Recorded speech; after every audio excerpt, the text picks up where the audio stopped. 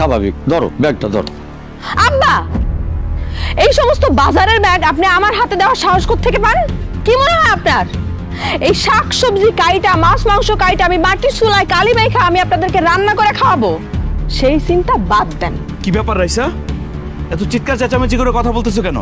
ও আচ্ছা, আমার চিৎকার চেঁচামেচি তোমাদের কানে যায়, কিন্তু তোমরা সবাই মিলে যে আমার অত্যাচার করতেছো, মানসিক অত্যাচার, সেটা কিছু না, তাই না?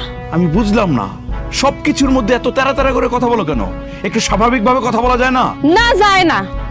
তোমার মা নাকি এখন অসুস্থ, এখন আমার এই মাছ মাংস কাইটা ধুইয়া তারপর মাটির চুলায় রান্না করা লাগবো। আচ্ছা, তুমি কি আমার এই তোমার বাড়ির চাকরানিগিরি করানোর জন্য বিয়ে করছো আমারে? আরে কি আশ্চর্য, তুমি চাকরানি হতে যাবা কেন? দেখো তুমি আমার বউ, তাছাড়া মা যে অসুস্থ সেটাও তো তোমাকে বুঝতে হবে, তাই না? শোনো সোহেল, আমারে যখন এই বাড়িতে বউ করে আনো নাই, তখন তোমার মা কখনো অসুস্থ হইতো না?